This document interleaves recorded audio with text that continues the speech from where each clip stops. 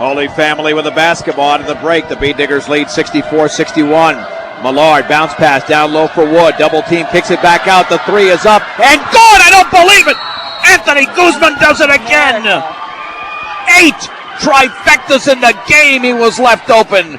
Guzman with 26. We're retied at 64. Timeout. And we'll keep it right here. Jen Goodall, do you believe this? No. Well, against Strasburg, all I had to do was have Becca Walker hit her, and then she was off for, the rest of the night, pretty much until the last quarter, and then she hit one. But there was a kid here, I believe his name was Adam Cheney for Platte Valley, still holds the state record. This just happened a few years ago for Platte Valley, hit 13 three-pointers against Brush, and that is a state record for a game. And that happened right here. This is the floor. Everybody wants to shoot here. That's why we see half-court shots going. I've never seen so many long shots made in one building. Well, the floor's lit up now better because we got these new lights in here, so it's actually reflecting off the floor. It's opening up all of that space. Yeah, it's amazing. Deadlocked at 64. Bead Digger basketball. Ely, Lynch, Sopris, along with James and Spooner. Sopris with the basketball on the outside right with 1:17 to go. Bounce pass to Spooner in the corner. Spooner to his left, cross court to Lynch, left corner for Sopris, can't take that three. Sopris to his right, bounce pass over to Ely. Ely with 1:06 to go. Now in the high left to Spooner, penetrates left baseline, pulls up, the shot is short, and the ball is poked out of bounds. It should stay with the Bead Diggers, it does. Off the right hand of TJ Wood. And let's see who throws it in for Brush with 1:02 to go in the game. For great family entertainment, check out Fire Lanes, 220 Cambridge and Brush. Off the inbounds pass, James off the glass and in. Nick Sopris with another assist. James to the right of the basket. James 17 in the game. Bead Diggers lead 66-64. 49 seconds to go. Matt Wolf by himself lays it up, misses. He's fouled. That was a good foul. Well, that was a great foul because Wolf was just camping out like he was in practice. And Ely came over at the last second and fouled him rather hard. He had to. You don't want him to make the shot, and perhaps a three-point play would give Holy Family the lead. The only problem he's even rubbing his hand a little bit on that one, I think. Yeah, well, Matt Wolf can tie the game with 2 made free throws. The first one is going to be deep. Second free throw upcoming. Pressure mounts. Well, now it's going to boil down to free throw shooting. The Bead Diggers really don't need to do anything in terms of shooting the basketball.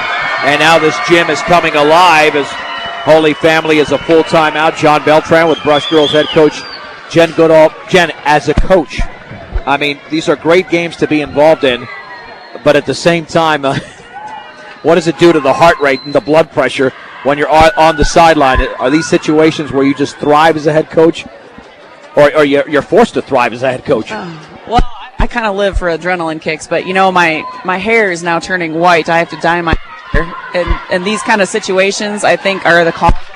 I don't have any kids, so to speak, but I've got about 15, 30 girls now, so that part. Yeah, I mean, there's no question. You get in situations like that, and this is where you obviously got to come up big. And the players have to come up big as well. Crowd mic fading out a little bit, but yeah, there's no doubt, that, you were in this situation 2 nights ago, down the stretch. And do you get nervous for your players when it comes down to this? It's not nerves. It's more of a hope that they will figure out a way to succeed. And my kids, I think, have done a great job of that.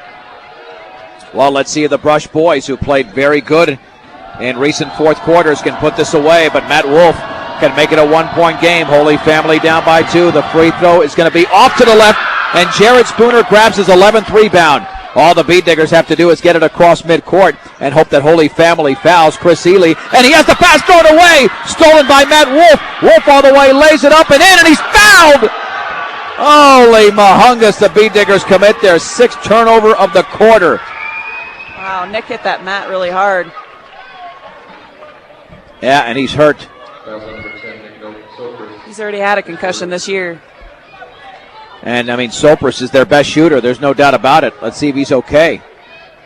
And Matt Wolf in the quarter has scored 9 points. Sopris committed the foul. He wanted to atone for what had happened there, and now the crowd extremely silent, and Sopris wants to stay in the game. There's no doubt he wants to stay in, and he will stay in. But now we're tied at 66, 36.1 to go.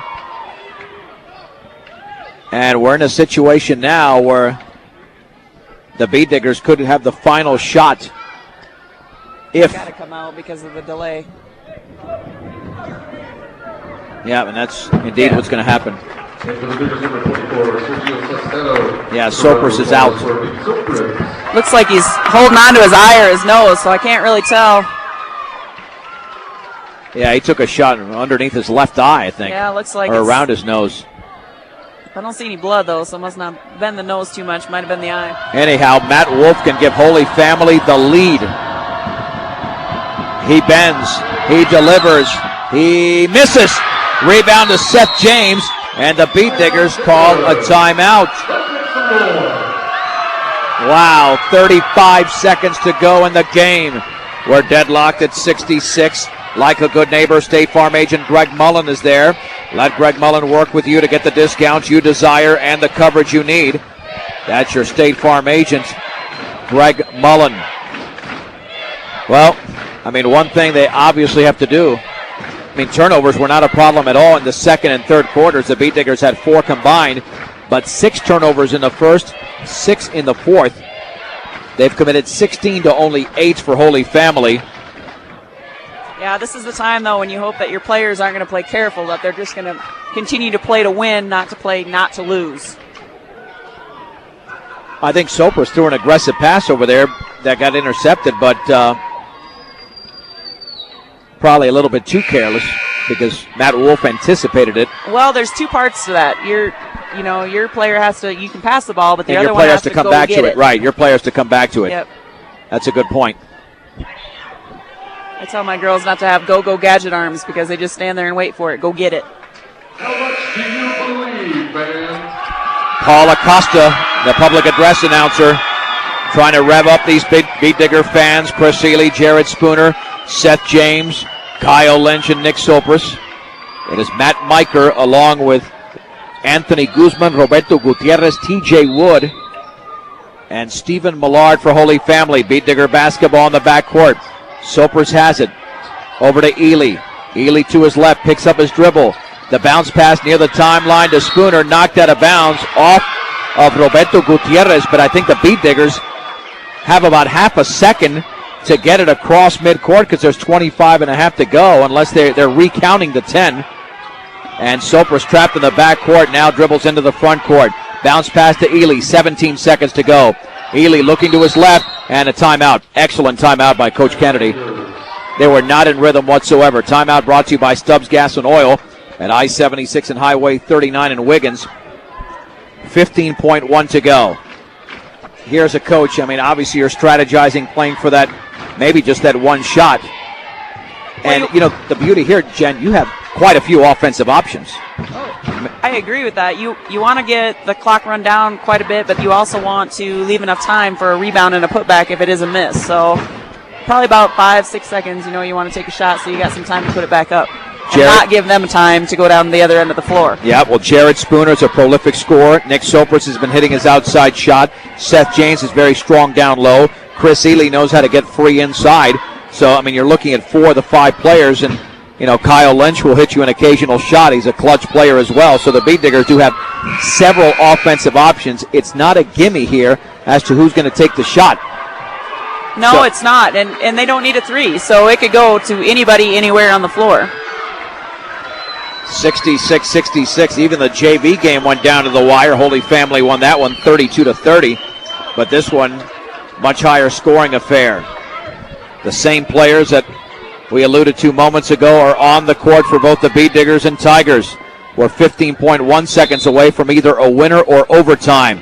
Ely into the backcourt to Sopris. Across the timeline with 11 seconds to go. On the high left to Spooner with 9. He's double teamed, dribbles to his right with 7. And he's fouled, but it's only the 16th foul. It's a good foul for Holy Family. Stephen Millard commits it. 6.9 to go. Beat Diggers 3/4 court to throw it in on the left wing to Sopris. Gets a pick from Spooner. 4 seconds to go. Sopris bounce pass out of bounds. He threw it behind Kyle Lynch with 2.3 to go. And the Beat Diggers commit their 7th turnover of the quarter. And Holy Family will have one more shot but it looks like, Jen, unless they nail a long one, that we're headed to overtime. And they got to throw it into their back court. Yeah, they got to throw it. Well, unless they take a chance, throw it in the front court, the B-Diggers intercept and hit about a 50-footer, since we have seen that many times in this gymnasium. You never know where 13 is, because he's gonna take his shot too. I wouldn't be surprised if they ran something just for him to fling it up there. Anthony Guzman did not score in the first quarter, hit 2 harmless free throws, has not hit a 2-point field goal in the game. He has 8 3-pointers and leads all scorers with 26 points. I mean, you rarely see that at the NBA level. You don't see it too much at the college level. Most high school records, I think, are around 5 or 6 3-pointers in a game, and this is pretty phenomenal. Here we go. The B-Diggers now have to play defense. You know, unfortunately, after Brush grabbed the 2-point lead and have possession of the basketball, I don't think they've even had a shot. Attempted a shot. No, and there was a little miscommunication on the floor over there between Sopris and Lynch, so they kind of threw it away again. Here we go. 2.3 seconds to go. Holy Family has got to go the length of the court. Let's see if Roberto Gutierrez, he throws it into the backcourt to Guzman. A 60-footer in the air, hits the ceiling.